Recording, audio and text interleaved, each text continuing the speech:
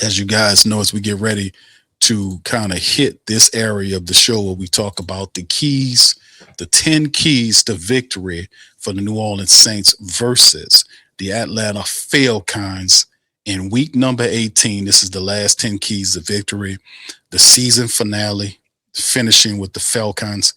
And this will it take for them to beat them. So continuing Tyler Shuck's high performance, the rookie, been exciting, right? Hasn't he? Last two games with 300 plus yards, career high. He had a 33-yard game, a passer rating of 89 and a 0.5%. He had one at 442.4. The Saints need to maintain that efficient passing. His completing his passes this season at 68%. That's crazy work for a rookie, but like I said, he's a rookie, but not really a rookie because he's 26 years old, seen the game. The game has slowed down for Tyler Shuck. He's processing it. Kellen Moore's wrapping the playbook around him.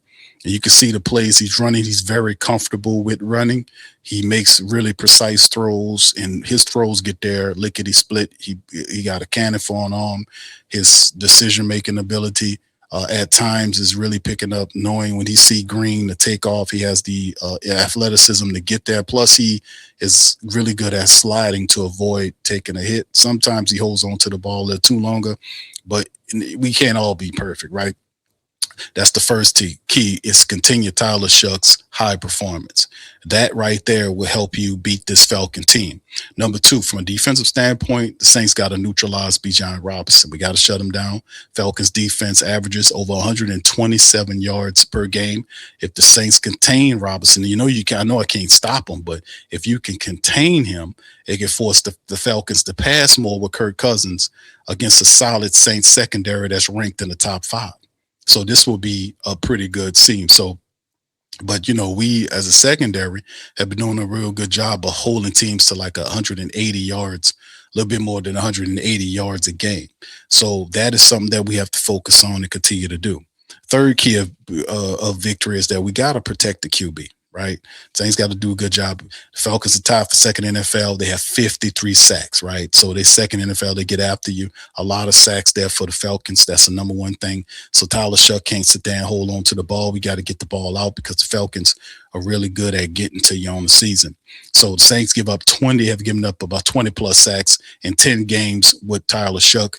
The offensive line has to improve there. We did a good job against teams over the last 3 weeks. We got to continue to do that and have an all-out effort to close out the season. We got to throw everything up against the wall. You got to protect Tyler Shuck from the pass rush of the Falcons. Number 4, you got to limit the explosive plays that the Falcons are going to try to come with. I talked about Darnell Mooney. You should see Drake London back there, Kyle Pitts. They'll have their full cupboard in terms of the skilled players. To Kirk Cousins, his big tight end, his big wide receiver, and his speedy Darnell Mooney. They'll have these guys here. We got to monitor these guys and make sure they keep them under control. So we have to limit that.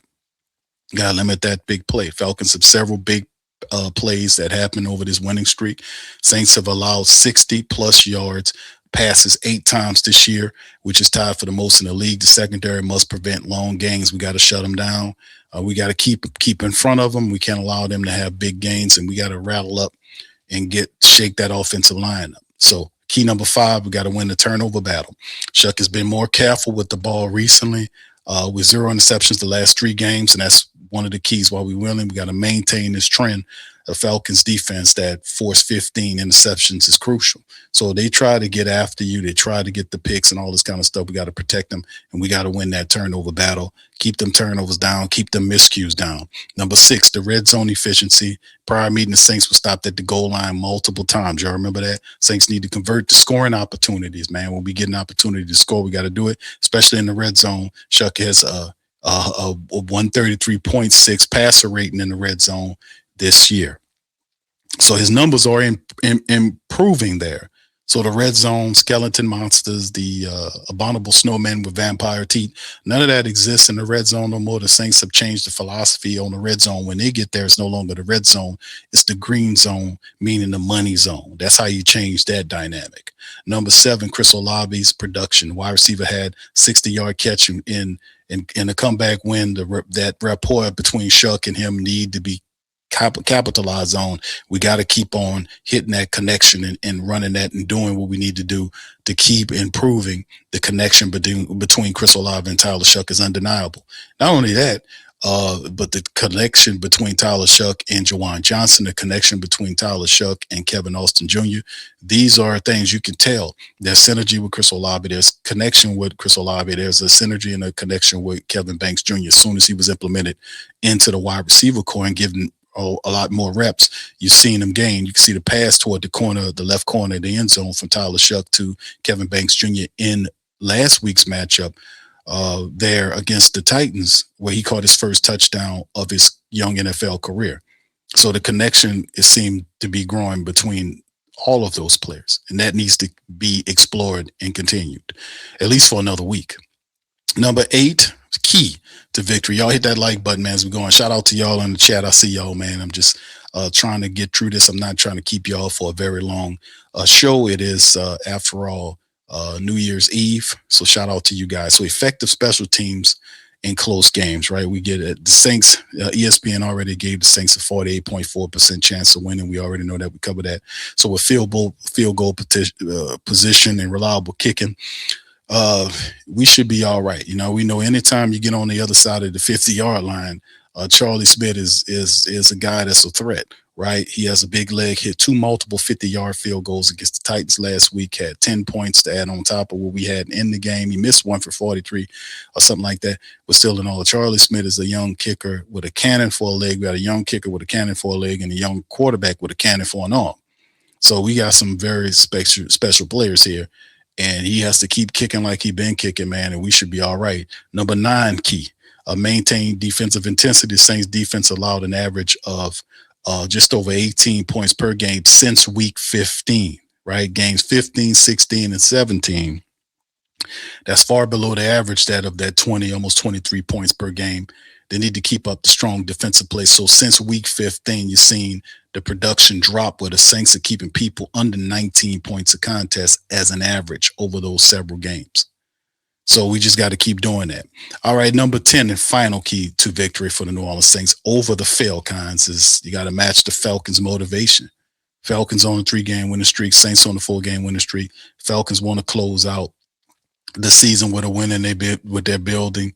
The Saints want to do the same. Saints have to go into Atlanta, match that intensity. The thing is keeping the miscues down, the turnovers down, going in there and hitting them early and just establishing that and getting the crowd down, taking possession of the field and doing what we do. I think in the prediction, I think I'm going to give it to the Saints. Saints are going to win this matchup against the Falcons. They have motivation to win it, being that they're not going to allow themselves to be swept by the Atlanta Falcons, who won in the previous game. The Saints were basically sleepwalking in that game. But this game, this team is playing how they're playing over the last 8 games, especially the last 4 games.